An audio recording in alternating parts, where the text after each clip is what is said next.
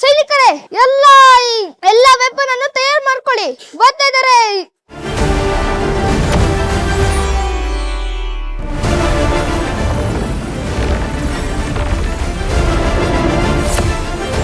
ಯೋಹಾನ್ ಅಂತ. ನಾನು ಬೆಂಗಳೂರಲ್ಲಿ ಹುಟ್ಟಿರೋದು. ನಾನು 5th ಸ್ಟ್ಯಾಂಡರ್ಡ್ ಅಲ್ಲಿ ಓದ್ತಾ ಇದ್ದೀನಿ.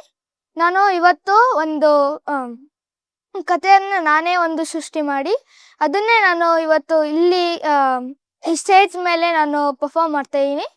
ಈ ಕಥೆಯ ಹೆಸರು ಗಂಧರ್ವ ಸೇನಾ ಅಂತ. ಇಲ್ಲಿಂದ ಮಂತ್ರಿಗಳು, ಇದರಲ್ಲಿ ಕ್ಯಾರೆಕ್ಟರ್ಸು ಮಂತ್ರಿಗಳು, ಆಮೇಲೆ ರಾಜ ರಾಣಿ, ಆಮೇಲೆ ಸೇವಕಿಯರು ಸೇವಕರು, ಆಮೇಲೆ ಅಕ್ಕ ಅಮ್ಮ, ಅಷ್ಟು. ಆಮೇಲೆ ಮಡಿವಾಳ ಮೀನ್ಸ್ ವಾಷರ್ ಮ್ಯಾನ್. ಮಂತ್ರಿಗಳೇ ಮಂತ್ರಿಗಳೇ ಮಂತ್ರಿಗಳೇ, ಏನಾಯ್ತು? ರಾಜರೇ, ಏನಾಯ್ತು? ಮಂತ್ರಿಗಳೇ, ಬೇಗ ಹೊರಡಿ.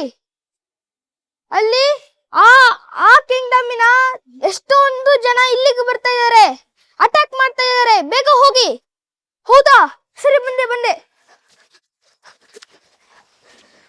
ಸೈನಿಕರೇ, ಎಲ್ಲ ವೆಪನ್ ಅನ್ನು ತಯಾರು ಮಾಡ್ಕೊಳ್ಳಿ, ಬರ್ತಾ ಇದಾರೆ ಗಂಧರ್ವ ಸೇನಾ ಕಿಂಗ್ಡಮ್ ಅವರು.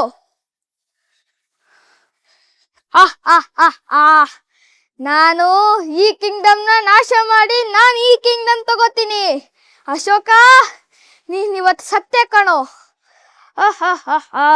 ಸೈನಿಕರೇ, ಅಟ್ಯಾಕ್ ಮಾಡಿ.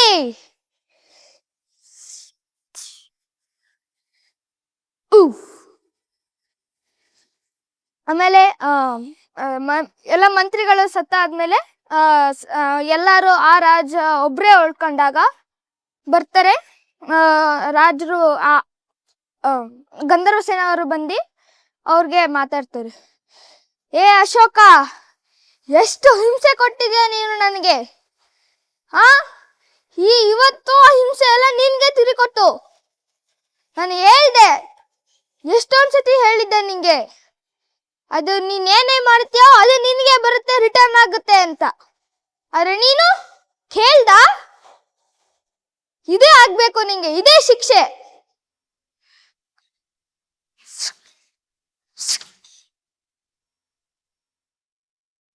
ಸೊ ಇಲ್ಲಿಗೆ ಕತೆ ಮುಗಿಯುತ್ತೆ. ಸೊ ಇದರಲ್ಲಿ ಮಾರಲ್ ಇದೆ. So moral of the story ಅಂದ್ರೆ ಏನು, ನೀವು ಏನೇ ಕೆಟ್ಟದ್ ಮಾಡಿದ್ರು ಅದೇ ಕೆಟ್ಟತನ ಮತ್ತೆ ನಿಮ್ಗೆ ಬರುತ್ತೆ ಅನ್ನೋದು. Thank you.